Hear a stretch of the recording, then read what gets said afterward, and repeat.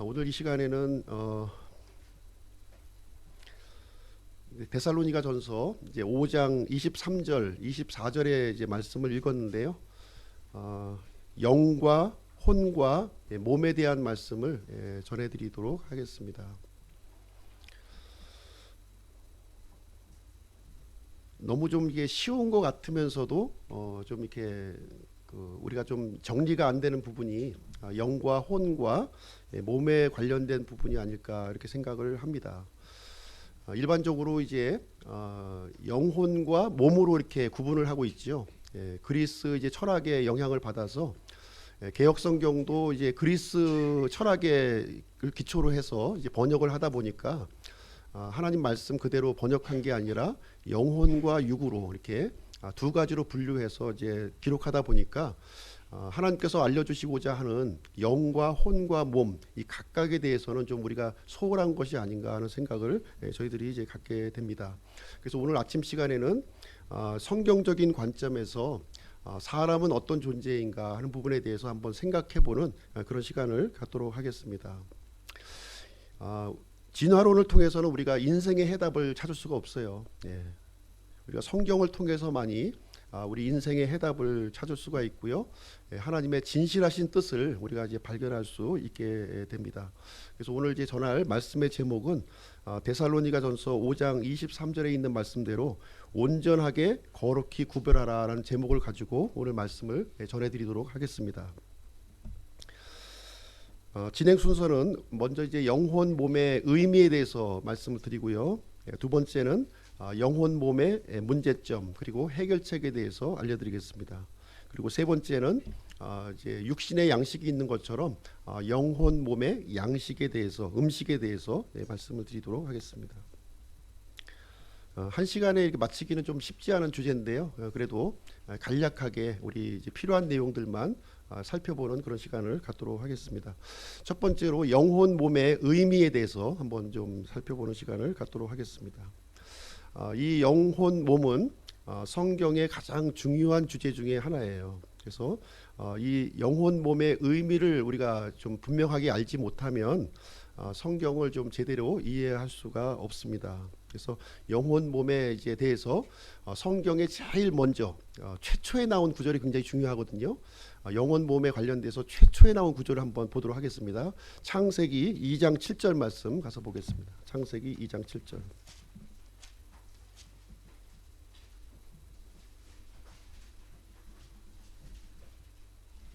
창세기 2장 7절.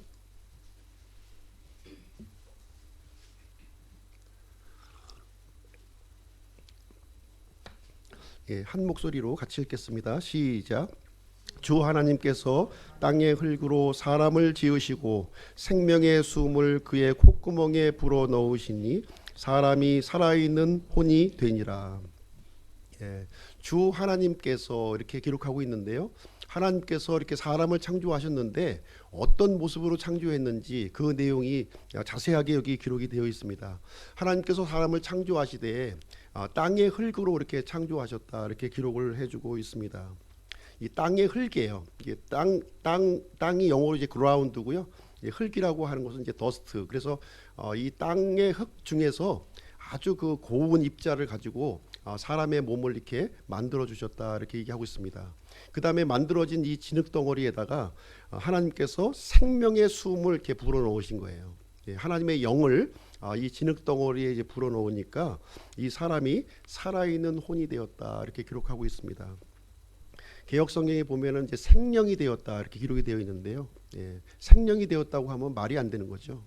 그래서 살아있는 혼, 살아있는 생명체가 되었다고 이렇게 말씀을 하고 있습니다. 그래서 우리 몸뚱아리는 이제 흙으로 이렇게 하나님께서 이제 만들어 주셨고요. 그리고 이 몸뚱아리 안에는 혼과 영이 이제 담겨져 있음을 우리에게 말씀을 해주고 있습니다. 그래서 이 영은 하나님의 숨이에요. 하나님의 숨. 그래서 이제 이 겉에 있는 이 구조물만 만든다고 해서 움직이고 이렇게 활동할 수 있는 것은 아니죠. 그래서 하나님께서 숨을 불어 넣어 주셔서 이 생명 장치가 우리 사람들이 작동하도록 이렇게 만들어 주신 것입니다. 그리고 나서 이제 혼이 되게 해 주셨는데 이 혼이라고 하는 것은 이제 사람 자체를 얘기하고 있는 거예요. 사람 자체. 이제 우리가 혼이라는 개념을 이제 좀 우리가 예전에 이제 알고 있었던 샤머니즘의 기초에서 생각을 하다 보니까 이 혼이라는 것이 어떤 뭐 정신적인 것 뭐 이런 것으로 이제 생각을 하고 있는데, 이 혼이라고 하는 것은 나 자신을 얘기하고 있는 거예요. 나 자신. 내가 지금 생각하고 보고 느끼고 판단하고 있는 이 주체가 바로 혼이라고 성경은 우리에게 말씀을 해주고 있습니다. 그냥 뭐 이 정신적인 이런 것이 아니에요. 구체적으로 우리가 내가 판단하고 생각하고 나 자신을 인식하고 있는 이 자신이 이 몸뚱아리가 아니라 이 몸 안에 있는 혼이라고 성경은 우리에게 가르쳐주고 있는 내용이 되겠습니다. 그래서 개역 성경에는 이 혼이라고 하는 단어를 전부 영혼으로 바꿔버렸어요. 그렇기 때문에 성경 말씀을 이해하기가 상당히 어려운 그런 상황에 지금 우리가 놓여져 있습니다.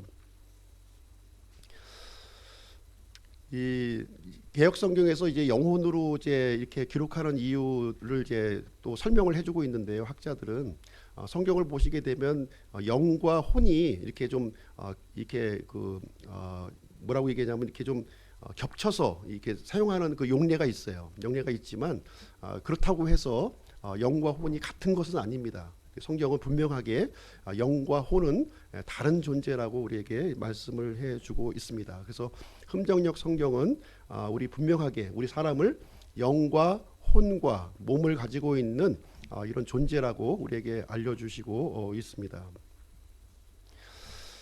이제 영과 혼은 이제 보이지 않는 부분이에요. 그러니까 보이지 않다 보니까 사실 이제 이 부분을 사실 우리가 분별하기가 이제 쉽지가 않은 이제 상황에 놓여져 있고요. 그리고 이제 우리가 눈에 보이는 이 몸은 그래도 이제 눈으로 보이니까 쉽게 우리가 알 수 있는, 이제 관찰해서 이렇게 알 수 있는 그런 상황 영역이 이제 되겠습니다. 그래서 이제 보이지 않는 부분, 몸 안에 감춰져 있는 영과 혼의 이 부분은 우리가 사람의 지혜로 이제 알 수 있는 영역은 아니고요. 성경에서 기록해 주신, 하나님께서 가르쳐 주신 것만 우리가 이제 알 수 있다고 하는 사실이에요. 그래서 성경에 기록된 내용을 근거로 해서 영과 혼이 어떻게 다른가 하는 부분을 함께 살펴보는 시간을 갖도록 하겠습니다. 먼저 몸에 대해서 말씀드리겠습니다. 이 몸에 대해서는 이제 뭐 전문가가 많이 계시죠. 의사도 계시고 또 전문적으로 연구한 학자들도 이제 많이 계신데, 이 몸이라고 하는 것은 이 뼈와 살로 이제 구성되어 있는 물리적인 몸을 이제 의미하고 있는 것입니다. 오장육부가 있고 신경 조직이 되어 있는 이 몸을 이제 얘기하고 있는 것이고요. 이 몸은 이 몸에는 이제 그 세상을 이렇게 우리가 살고 있는 이 세상을 의식할 수 있는 그런 기관이에요. 그래서 무엇으로 의식을 하냐면 오감을 통해서 의식을 합니다. 오감. 그러니까 우리 이제 몸에는 창문이 있어요. 창문.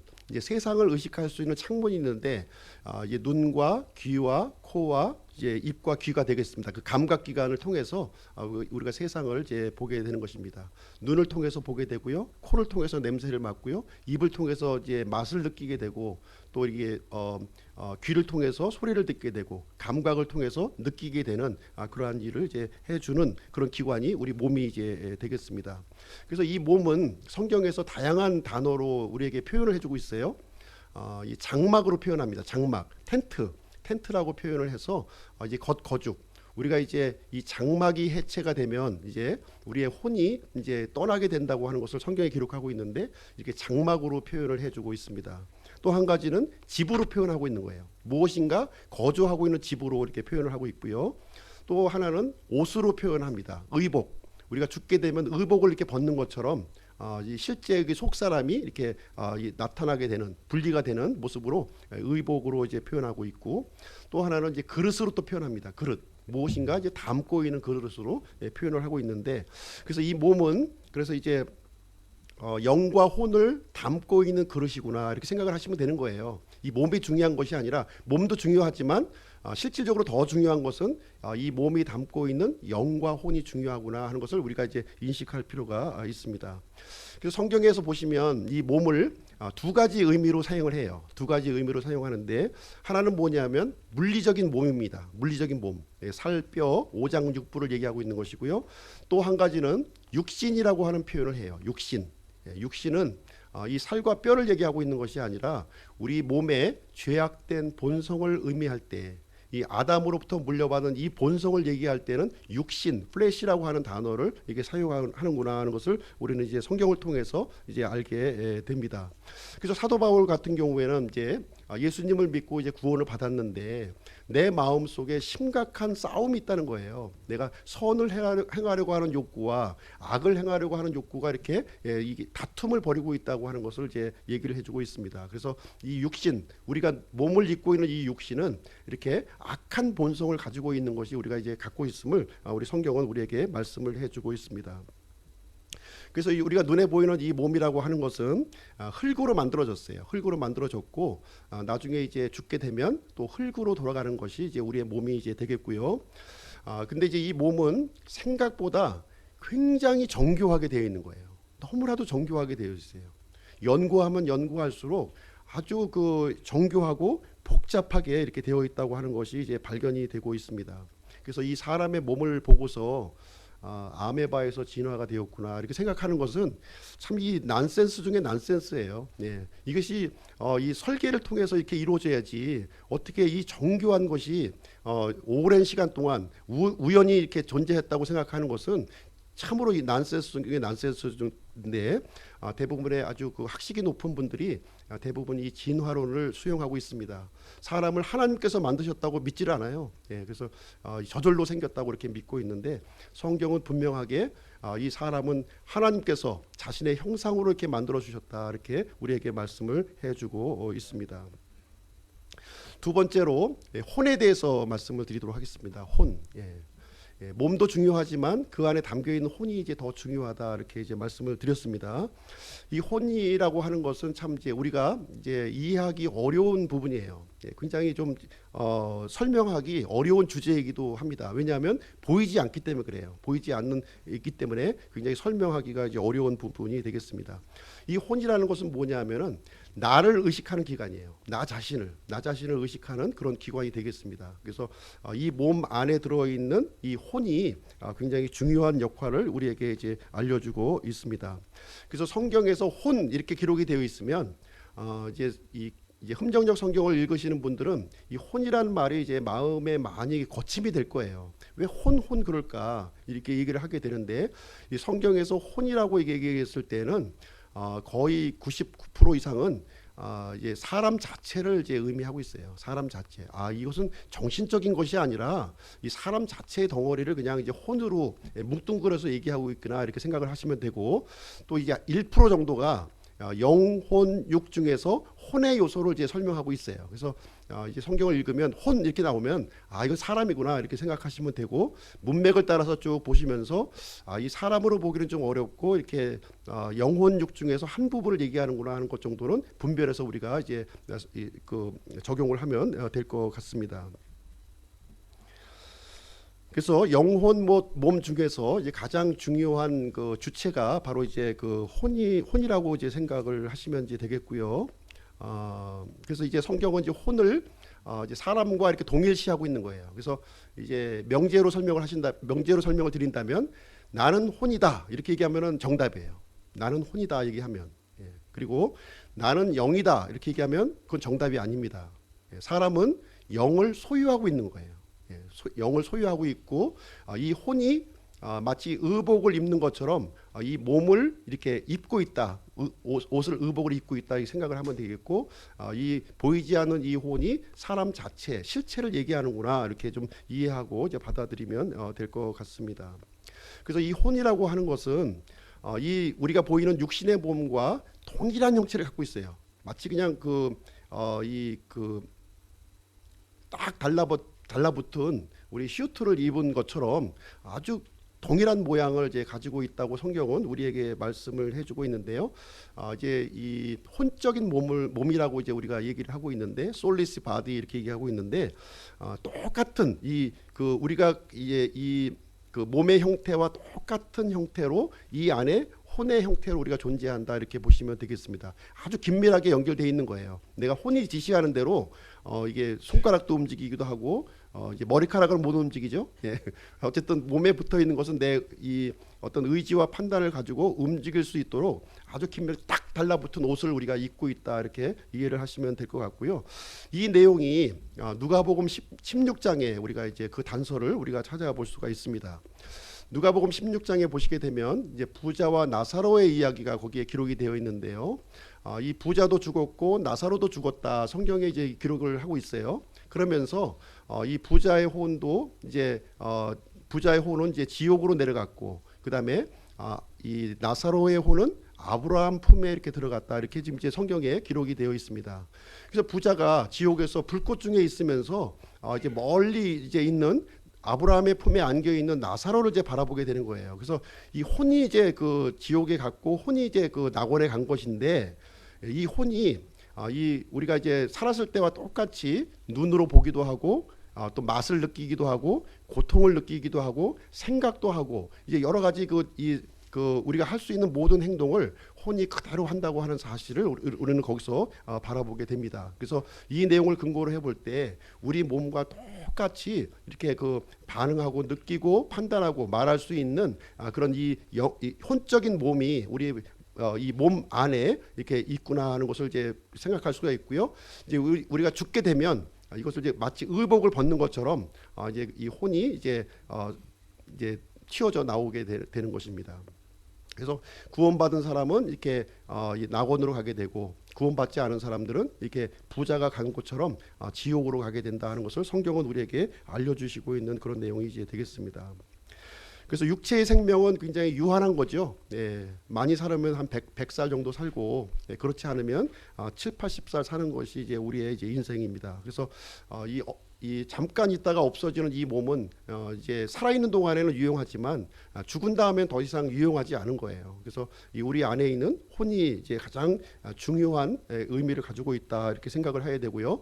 혼을 위해서 살아야 되는 거예요. 육신을 위해서 살기보다는 혼을 위해서 살아야 된다는 것을 우리 성경은 우리에게 가르쳐주고 있는 그런 내용이 이제 되겠습니다. 그래서 살아있는 동안에 이 숙제를 풀지 못하면 어차피 육신은 우리가 이제 이 장막이 이렇게 해체가 되듯이 옷을 우리가 벗듯이 이런 상황을 우리가 이제 맞이하게 되는데 살아있는 동안에 이 숙제를 해결하지 못하면 부자와 같이 이렇게 지옥불로 들어가게 되고 또 이 숙제를 잘 푸는 사람은 나사로와 같이 비록 이 세상에서는 거지로 살았지만 아브라함의 품에서 이렇게 평안한 삶을 살게 된다 하는 것이 성경의 가르침이 이제 되겠습니다. 이제 세 번째로 이제 영에 대해서 좀 말씀드릴게요. 영인데요.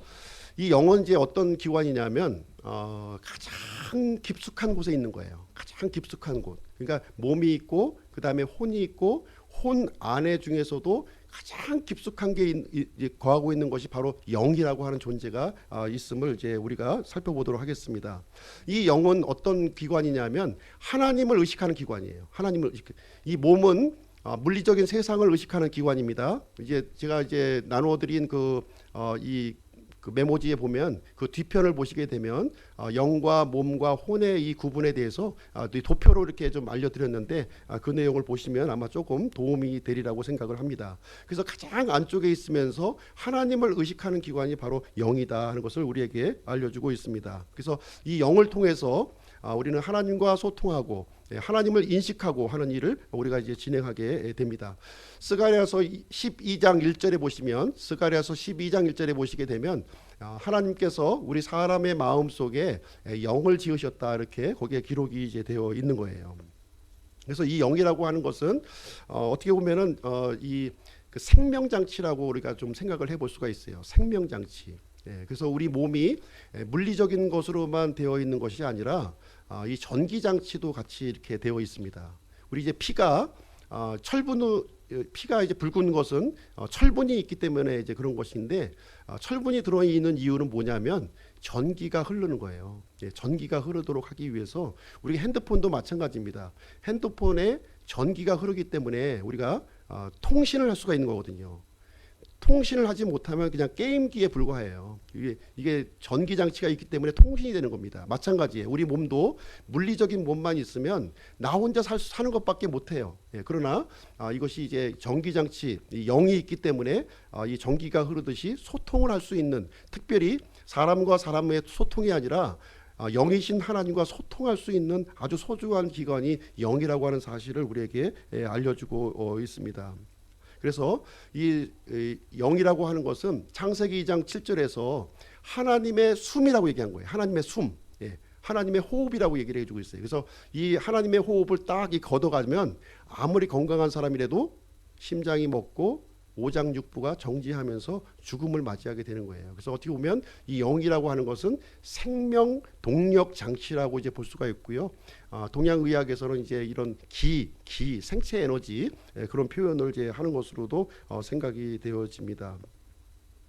그래서 이 영은, 사람의 영은 이제 어떤 이제 역할을 하게 되냐면 하나님의 영을 담을 수 있는 그릇이라는 거예요. 이 몸도 그릇입니다. 혼을 담을 수 있는 그릇이고, 혼은 무엇을 담냐면 영을 담는 그릇이고, 이 영은 하나님의 영을 담을 수 있는 그릇으로 이렇게 성경은 이제 표현을 해주고 있습니다. 그래서 우리 사람은 하나님과 연합하든 아니면 악령과 연합하든 이 그 영과 연합할 수 있는 그런 존재가 이제 인 거예요.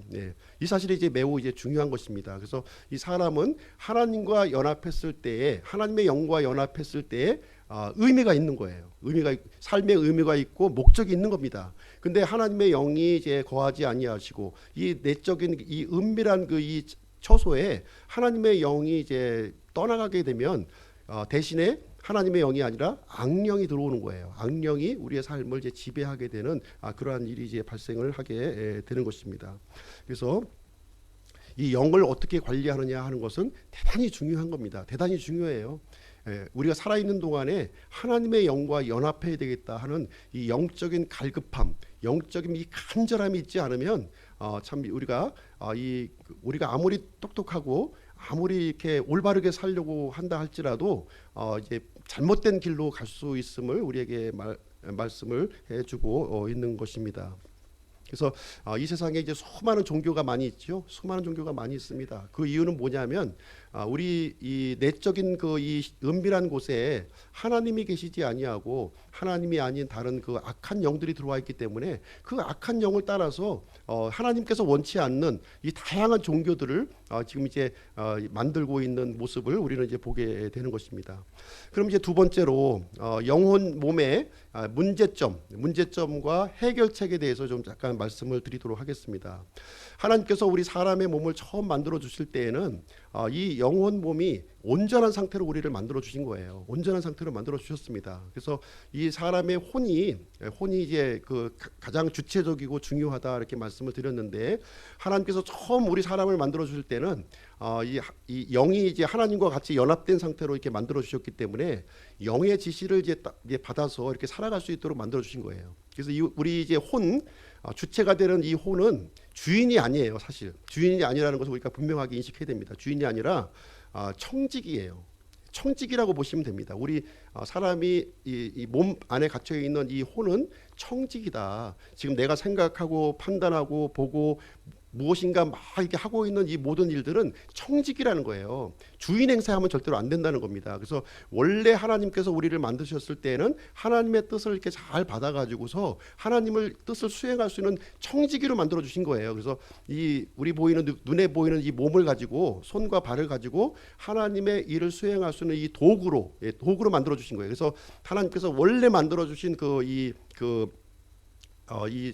모양은 영이 하나님과 거주하면서 이 혼이 청지기가 되어서 자신의 몸을 이렇게 도구로 활용해서 하나님을 수행하는 기관, 하나님의 영광을 드러내고 이 창조물들을 이렇게 하나님의 뜻대로 관리하도록 하게 하는 그러한 방식으로 이제 만들어 주신 거예요. 그런데 이제 이게 창세기 3장에 가서 보니까 문제가 생겼다는 거예요. 문제가. 그래서 하나님께서 이제 먹지 말라고 하는 선악과를 인간이 이제 그거를 불순종하는 일이 이제 거기서 발생을 하게 됩니다. 이 선악과를 먹는 날에는 이제 반드시 죽는다 하는 이 경고의 말씀을 주셨음에도 불구하고 우리의 첫사람 아담과 이브가 하나님의 말씀을 불순종해서 죽는 일이 발생이 됐다는 거예요. 이 죽었다고 하는 표현은 무슨 얘기냐면 육체가 죽었다는 것이 아니라 우리 사람의 영과 하나님의 영이 이렇게 연합되어 있는데 하나님의 영이 사람의 그 영에서 떠나갔다는 거예요. 분리가 되었다고 얘기를 해주는 거예요. 그래서 우리 전기선을 이렇게 쭉 깔려져 있는데 전기선을 보시게 되면 전기가 죽었네 이런 표현을 쓰지요. 전기가 죽었네. 그건 뭐 전기가 없어졌다는 것을 얘기하는 것이 아니라 이 선이 단절됐다는 거예요. 그래서 우리가 영적으로 죽었다 이렇게 표현을 하게 되면 영이 없어진 건 아니에요. 영은 그대로 우리 사람의 영은 존재하는데 가장 중요한 역할을 하는 하나님의 영이 떠나갔다는 거예요. 그래서 창세기 3장에 그 일을 기록하고 있는 것이고요. 그래서 이제 이 하나님의 영이 떠나가는 순간 이 사람에게는 문제가 발생하게 되었습니다. 문제. 이제 주인의 뜻을 따라서 이 혼이 모든 것을 판단하고 결정하고 의의 도구로 이제 이렇게 사용이 되어야 되는데 거꾸로 된 거예요. 주인이 없어져 버리니까 이 혼이 이제 몸을 주인으로 섬기면서 살아가는 거예요. 몸을 하나님을 섬기면서 살아가는 것이 아니라 이 몸이 원하는 것, 내가 좋아하는 것, 내가 이렇게 하고 싶은 것 이런 것들을 하는 존재로 완전히 바뀌어져 버렸다고 얘기를 지금 해주고 있는 거예요. 예를 들면 이제 이런 식입니다. 이제 축구공을 이제 비유를 해서 이제 말씀을 드리면 영혼 몸이 이제 맨 가죽 부분은 이제 몸에 해당이 되는 겁니다. 그리고 이제 이 가죽과 밀착되어 있는 주부가 있어요. 이 주부는 혼이에요. 혼. 그리고 그 안에 하나님의 영과 이제 이 사람의 영이 이렇게 같이 연합되어서 축구공을 뺑뺑하게 있었는데 하나님의 영이 어느 순간 이제 이 불순종을 하면서 떠나가 버린 거예요. 그러니까 이 공이 어떻게 되겠습니까? 찌그러진 공이 돼버렸어요. 찌그러진 공 가지고 축구할 수 있어요? 찌그러진 거하고 축구 못해요. 이거는 그냥 어디 뭐 놀이는 할 수 있지만 축구를 하지 못하는 그런 상황으로 이제 전락이 되어 버렸고 사람은 부패하고 타락하게 되어서 이제 자기 멋대로 가는 거예요. 이쪽으로 치면 이쪽으로 가는 게 아니라 이쪽으로 가는 거예요. 이쪽으로. 예. 이렇게 하나님께서 이 사람을 곧바르게 지으셨지만 이 사람들은 이 그릇된 길로 하나님을 불순종하고 하나님의 자리를 이렇게 밀어내므로 말미암아서 이제 몸의 소욕을 따라서 살아가는 그런 존재가 되었다 이렇게 얘기를 해주고 있습니다. 그래서 우리 사람은 영은 존재합니다. 영은 기본적인 영의 기능은 존재하는 거예요. 우리 생체 에너지를 공급하고 이렇게 그 뭔가 이게 담을 수 있는 그릇으로는 존재하고 있지만 진짜 중요한 이 하나님이 계시지 않기 때문에 하나님께서 원래 만드셨던 그런 방식대로 이제 사람이 움직여지는 것이 아니라 이제 그 자기 마음대로 움직이는 거예요. 내 마음대로. 주인의 통제를 따르지 아니하고 이제 자기 마음대로 살아가게 되는 것입니다. 그래서 로마서 5장 12절에 보시게 되면 이제 한 사람의 범죄로 말미암아 모든 인류에게 이제 죄가 들어왔다 이렇게 얘기를 해주고 있습니다. 죄로 말미암아 사망이 들어오게 되었고 이제 모든 사람들이 이제 죄인이 되었다 하는 것을 우리에게 이제 알려주고 있습니다. 그래서 모든 사람 아담과 이브가 범죄함으로 말미암아 모든 사람이 이 죄인이 되었고 죽을 수밖에 없는 하나님 영이 분리된 상태에서 살아가고 있는 그런 이 그 육신적인 그 존재가 되었음을 우리에게 말씀해주고 있습니다. 그래서 우리 사람은 이 세상에 살아가면서 아무리 똑똑하고 아무리 유명하게 산다 할지라도 하나님께서 주어진 제한된 시간을 살고 난 뒤에는 이제 몸은 흙으로 돌아가고 그리고 하나님께서 이제 그 처음에 만들어 주신 이 영은 하나님께로 회수가 되는 거예요. 그리고 이 혼은 지옥불로 들어간다 하는 것을 이제 우리 성경에서 우리에게 가르쳐주고 있는 내용이 되겠습니다. 모든 사람이 여기에서 벗어날 길이 없어요. 아무리 이 방도를 연구해도 연구할 방법이 없습니다. 그래서 이제 하나님께서는 사람들에게 해결책을 만들어 주셨다는 거예요. 이 부분에 대한 근본적인 해결책이 뭐냐? 근본적인 해결책을 이제 해주셨는데 사람의 힘으로는 그 절박한 상황을 해결할 방도가 없는 거예요. 그래서 창조주 하나님께서 보이지 않는 하나님께서 직접 사람의 몸을 입고 이 땅에 오셨다는 거예요. 그분이 바로 2000년 전에 오신 예수 그리스도시라는 겁니다. 그래서 죄의 삭은 사망인데 사람이 모든 사람이 죄인이기 때문에 자신의 죄를 이렇게 대신 담당을 할 수가 없는 거예요. 그냥 죽고 지옥에 갈 수밖에 없는 것인데 죄 없으신 하나님의 아들께서 내가 받아야 될 죄값을 대신 받아서 십자가에서 죽으심으로 말미암아 우리가 죽을 수밖에 없었던 이 영을 다시 살려주셨다고 하는 사실을 우리에게 얘기해주고 있습니다. 그래서 십자가에서 나의 죄를 위해서 대신 죽으시고 이 부활하신 예수 그리스도를 개인적으로 나의 구원자로 영접하게 되면 이제 하나님께서 우리를 회복시켜 주시겠다고 원래 창조하셨던 그 모습으로 우리를 회복시켜 주시겠다고 우리에게 이제 말씀을 해주고 있습니다. 그래서 누구든지 자신의 죄를 회개하고 예수님을 믿으면 구원받는다는 거예요. 이것이 하나님께서 우리 인생들에게 주신 약속의 말씀입니다. 이 약속의 말씀을 믿는 사람들에게는 이제 영원한 생명을 얻게 되는 것이고, 이 말씀을 뭔 소리요? 난 거부할 거예요 하게 되면은 지옥으로 간다는 거예요. 그래서 하나님은 신실하신 분이기 때문에 하나님의 약속을 이렇게 믿음으로 받아들인 사람들에게는 하나님께서 그 약속을 실행해 주시겠다고 얘기를 해주고 있습니다. 그러면 죄란 무엇인가? 죄라는 것이 꼭 내가 뭐 나쁜 짓 해서 이렇게 감옥에 들어가고 뭐 이런 것이 죄, 물론 그것도 죄의 범죄에 포함이 되지만, 이 성경은 근본적인 죄를 얘기하고 있는 거예요. 근원적인 죄가 뭐냐? 근원적인 죄라고 하는 것은 무엇이냐면은 이제 하나님 없이 살아가는 인생. 그러니까 우리 영이 있다고 말씀드렸잖아요. 하나님의 영이 이제 우리 사람의 영에서 분리된 상태, 이것이 바로 죄라고 얘기하고 있는 거예요. 하나님의 영과 연합해야 되는데 이제 분리된 상태가 죄라는 거예요. 그래서 이 사실을 내가 인식하고 하나님 앞에 회개하고 죄인임을 인정하고 하나님 앞에 잘못된 존재라고 하는 것을 인정하고 나를 위해서 돌아가신 예수 그리스도를 받아들이기만 하면 우리를 이제 새로운 사람으로 이제 만들어 주시겠다, 이렇게 말씀을 해주고 있습니다. 그래서 우리가 이제 예수님을 나의 개인의 구원자로 이제 영접할 때 놀라운 기적이 일어나는 거예요. 이제 눈에 보이지 않는 혼과 영에서 아주 기적적인 변화가 이제 일어나게 되는데, 어떤 변화가 일어나냐면 첫 번째로 죄사함의 변화가 생기는 거예요. 내 힘으로는 죄를 사할 수가 없었는데 하나님의 아들이 내 대신 죄값을 대신 치름으로 말미암아 내 죄를 사해 주시는 일이 이제 첫 번째 일어나는 사건이고요. 두 번째는 하나님의 성령님이 우리 이제 이 사람의 영 안에 이렇게 내주하셔서 우리의 영과 연합하는 일이 생긴다는 거예요. 연합하는 일. 더 이상 사람의 영과 하나님의 영이 분리된 것이 아니라 예수 그리스도의 이 공로를 통해서 하나님의 영과 사람의 영이 다시 결합하게 되는 일이 이제 살아있는 영이 되도록 이렇게 만들어 주셨다고 하는 사실입니다. 그래서 하나님께서 이 구원받은 사람들에게는 다시 주인의 자리로 돌아온 거예요. 다시 주인의 자리. 이제 더 이상 이제 이 육신의 종로로 타면서 살아가는 것이 아니라 이제 하나님의 성령을 이제 주인으로 모시면서 살아가는 복된 존재로 다시 에덴 동산의 그 모습으로 이제 회복시켜주는 일이 이제 일어나게 되는데, 바로 이것을 구원이라고 얘기하는 것입니다. 구원이라고 얘기하는 거예요. 그리고 또 어떤 일을 이제 또 진행해 주시냐면, 세 번째로 우리의 혼과 몸을 이렇게 분리시켜주는 일을 하게 됩니다. 우리가 이제 하나님의 영이 들어오기 전에는, 분리되었을 때는 우리 혼과 몸이 이렇게 딱 달라붙었어요. 붙어가지고 육신이 하라는 대로, 또 육신이 이제 이 사망의 몸을 따라서 지옥으로 갈 수밖에 없는 그런 존재가 되었습니다. 그런데 이제 하나님의 말씀이 들어오고 하나님의 영이 들어오면서 이 몸과 이 혼을 쫙 이 외과 수술을 할 때 보면 이제 날카로운 칼을 사용하죠. 이 메스라는 칼을 사용하게 되는데, 이것을 그냥 혼과 이 가죽을 쫙 이렇게 분리시키는 거예요.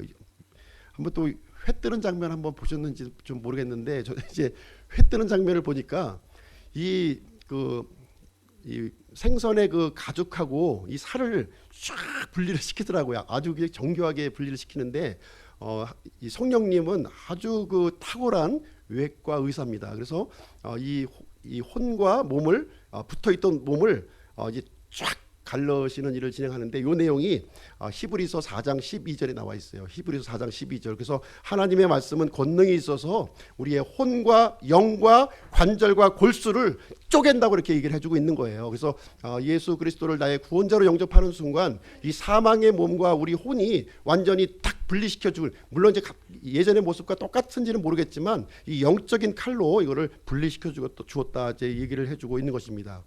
골로새서 2장 11절에 보면은 이 내용을 어떻게 또 다른 방식으로 설명해 주고 있는데요. 그리스도의 할례로 표현하고 있는 거예요. 그리스도의 할례, 마음의 할례로 표현하고 있는 거예요. 마음의 할례. 그래서 할례라고 하는 거는 이렇게 쫙 잘라내는 거잖아요. 잘라내는 것처럼 이 죄악된 몸을 나의 혼의 몸과 분리시켜주는 일을 이제 하나님의 말씀을 통해서, 성령님의 그 권능을 통해서 우리에게 이제 진행해 주신다, 이렇게 말씀을 해주고 있습니다. 그래서 우리 사람은 생각보다 굉장히 복잡해요. 굉장히 육신만 해도 복잡한데, 육신만도 복잡하고요. 우리의 마음도 참으로 복잡합니다. 마음도 복잡한데, 사람은 어떻게 구성이 되어 있냐면 영과 혼과 몸으로 구성이 되어 있는 거예요. 그렇기 때문에 하나님께서 그 부패의 구덩이에 빠져 있는 이 사람들을 구원해 주시는데 참 쉽지가 않은 거예요. 네. 그래서 영은 하나님의 영과 이렇게 탁 연합하면서 구원 받는 것은 너무 쉽습니다. 이거는 이제 하나님의 권능으로 이루어지는 것이기 때문에. 그래서 이제 이것은 영이 구원받는다는 것은 어떤 표현을 성경에서 사용하냐면 다시 태어난다는 표현을 하는 거예요. 영은 구원받는다는 표현을 이제 쓰기보다는 영은 하나님과 단절되었던 이 영이 다시 태어났다. 예, 성령님으로 태어났다는 표현을 하는 것이 영에 관련된 부분이구나 이렇게 생각을 하시면 되겠고요. 두 번째로 혼의 구원에 대해서는 이제 우리의 이 신분을 이 지옥으로 갈 수밖에 없던 신분을 바꿔주시는 거예요. 이 죄사함을 통해서 우리를 예수 그리스도의 피로 의롭게 만들어주시는 거예요. 신분을 의롭게 만들어주십니다. 마귀의 자녀의 신분이었던 우리를 예수 십자가의 보혈로 말미암아 우리를 어떻게 바꿔주세요? 이제 하나님의 소유로 바꿔주시는 거예요. 그죠? 마귀의 소유로부터 이제 하나님의 소유된 백성으로 우리를 바꿔주시는데 바로 그 혼이 이제 그 일을 해주시게 되는 건데 이 혼이 구원을 받게 되는 겁니다. 혼이 구원받는 거예요. 그것은 예수 그리스도의 피로 우리가 이제 구원받게 되면서 이제 새로운 사람으로 어린아이로 우리가 이제 출생하게 되는 것을 우리에게 말씀을 해주고 있는 내용이 되겠습니다. 그래서 이 혼은 성령님을 통해서 예수 그리스도를 통해서 하나님의 말씀을 통해서 이렇게 구원을 우리가 이제 받게 되는 거예요. 세 번째로 이제 그 사람은 영과 혼과 몸이 같이 있어야 되는 거예요. 이 셋 중에서 어느 하나만 없어도 온전한 사람이 아닙니다. 하나님께서 우리를 구원하시는 것은 온전한 구원을 원하는 거예요. 영만 구원하는 것도 아니고 혼만 구원하는 것도 아니고 몸만 구원하는 것도 아니에요. 영과 혼과 몸을 모두 구원하기를 원하시는데 이 몸은 언제 구원되느냐? 이 몸은 이제 구원이라는 표현을 이제 성경은 안 쓰고요. 구속이라는 표현을 씁니다. 구속.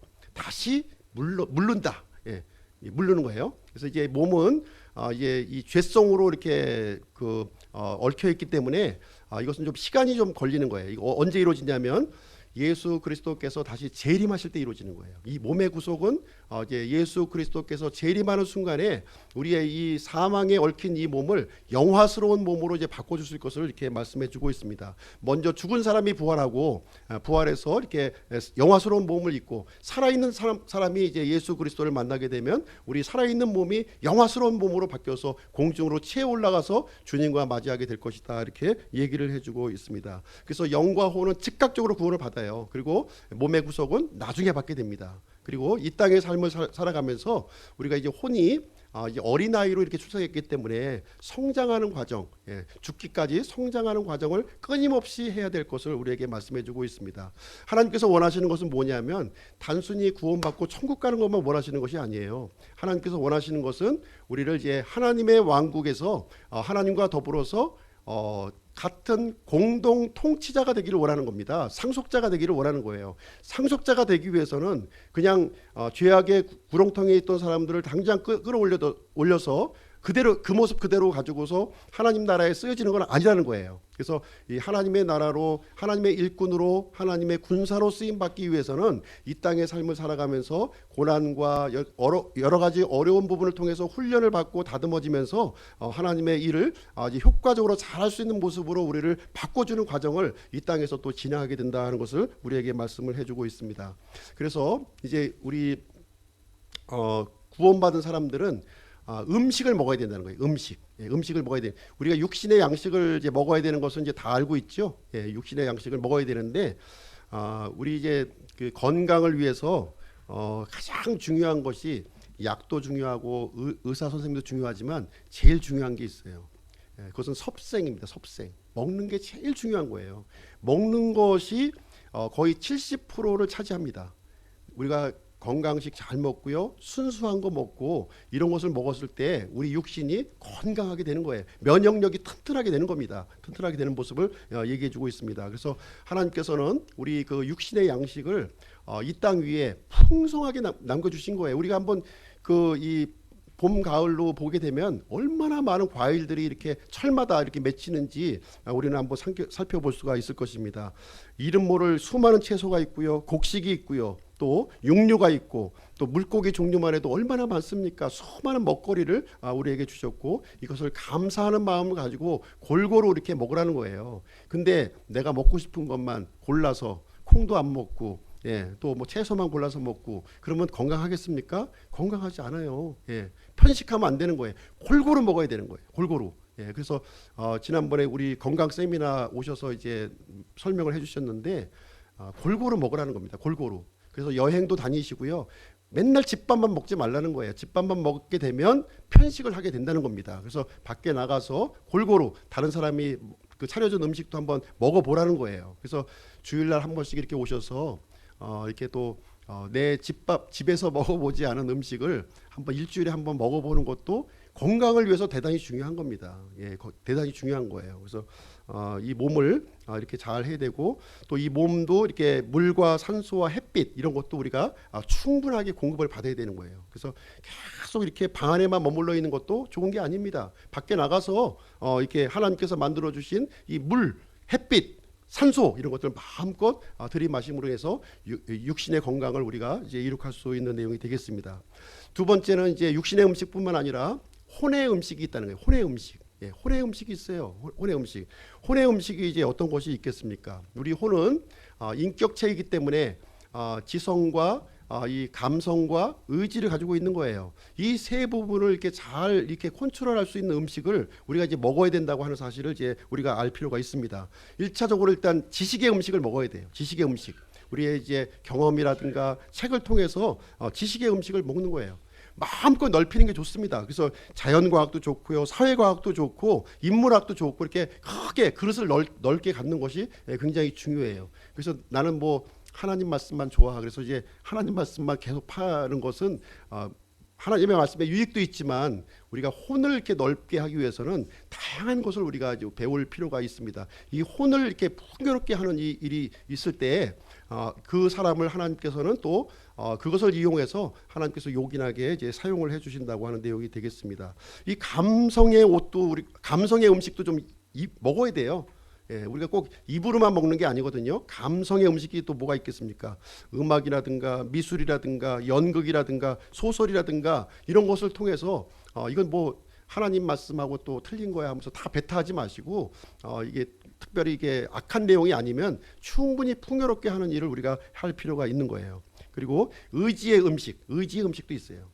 윤리라든가 도덕이라든가 준법 정신이라든가 이런 것을 통해서 우리 의지를 단련시키는 그런 음식도 우리가 이제 받아들여야 될 필요가 있습니다. 그래서 요즘에 집집마다 이제 아이들이 이제 한 명, 두 명이잖아요. 그러다 보니까 의지의 훈련이 안 되는 거예요. 의지의 훈련이 그냥 옹냥옹냥 키우다 보니까 조금만 이거 하지 마 그러면 그냥 막 울고 자빠지고 이제 뭐 난리를 치는 거예요. 의지의 훈련 시키셔야 돼요. 감성의 훈련도 시키시고 지식의 훈련도 시키시고 종합적으로 이렇게 시키셔야지 이것이 이제 큰 그릇이 됩니다. 큰 그릇이 되고 사람들을 포용할 수 있는 그릇으로 성장하게 되는 것을 보게 됩니다. 세 번째로 이제 영의 음식도 있다는 거예요. 영의 음식은 이제 아까 말씀드린 대로 구원받은 혼은 어린아이로 출생해요. 어린아이. 나이가 아무리 많이 들어 있어도 어린아이예요. 어린아이이기 때문에 이 영이 성장할 수 있는 그런 음식을 이제 먹어야 되는데 그 성장할 수 있는 음식이 뭐냐? 바로 이제 베드로전서 2장 2절 말씀에 보시게 되면 이제 하나님의 이 순수한 말씀을 먹으라는 거예요. 순수한 말씀. 이 말씀을 먹는다고 해서 무조건 말씀만 먹으시면 안 돼요. 이 부패한 말씀을 먹으시면 안 된다는 거예요. 순수한 말씀을 먹어야 돼. 우리가 어린아이가 태어났을 때 우리 분유를 먹이는데 어떻게 먹입니까? 여기에 뭐 불순물 들어가 있고 뭐 이렇게 납덩어리 들어가 있으면 먹이겠어요? 그런 거 먹으면 큰일 나는 거예요. 면역력이 작은 아이한테는 큰일 나는 겁니다. 그래서 이 처음 태어난 아이일수록 순수하고 이렇게 이 오염물이 들어있지 않는 그 MSG 그 첨가제 화학 첨가물이 들어있지 않은 이 순수한 말씀을 이제 공급해야 된다는 것입니다. 그래서 그런 우리의 그 참빵요 참 음료가 되신 예수 그리스도가 오셨어요. 그래서 예수 그리스도를 하나님의 말씀을 근거로 해서 잘 믿음 생활하는 것이 영적인 음식을 이제 먹는 것입니다. 음식을 먹는다고 해서 맨날 성경책만 들어보는 것이 아니에요. 하나님 예수님의 몸을 먹으라고 그랬잖아요. 몸을 먹고 그 음료를 먹으라고 그랬잖아요. 그 뭐예요? 예수님을 믿는 일이에요. 믿는 일. 이 활동을 해야 된다는 거예요. 활동하는 것까지 같이 포함해서 우리에게 말씀해주고 있습니다. 그리고 이제 이 마귀는 악령의 음식을 우리 곳곳에 또 이렇게 또 독약들을 이렇게 좀 주변에 많이 깔아놓고 있어요. 이 부패한 교리들, 잘못된 말씀들을 많이 깔아놓고 있습니다. 거기에 대해서 잘 분별을 해서 올바른 말씀을 전하는 교회에 올바른 말씀, 순수한 말씀을 우리가 섭취할 수 있도록 해야 됩니다. 그래야만 영적으로 건강한 거예요. 육신이 건강한 것처럼 영적으로 건강한 일이 이제 우리에게 발생이 되는 것입니다.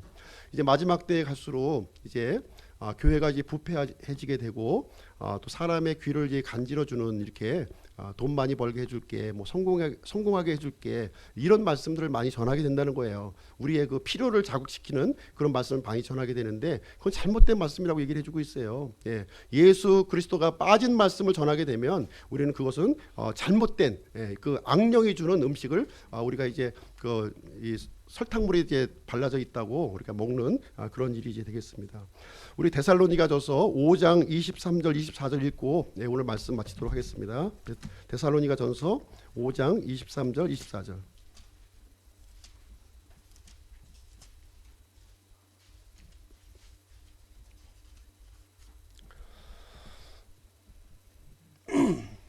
데살로니가전서 5장 23절 24절 311페이지입니다. 제가 읽어드릴게요. 평강의 바로 그 하나님께서 너희를 온전하게 거룩히 구별하시기를 원하노라. 내가 하나님께 기도하여 너희의 온 영과 혼과 몸을 우리 주 예수 그리스도께서 오실 때까지 흠없이 보존해 주시기를 구하노라. 너희를 부르시는 분은 신실하시니 그분께서 또한 그것을 행하시리라. 여기 이제 우리의 몸과 영과 혼을 이렇게 흠없이 보존해 주시는 주체가 누구예요? 내가 하는 건가요?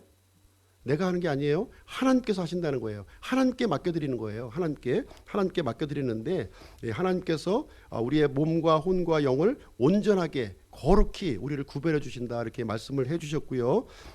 언제까지 이 일을 하게 되냐면 예수 그리스도께서 재림하실 때까지 그 일을 하라고 하고 있습니다. 그래서 영과 혼과 몸을 균형 잡히게 해야 돼요.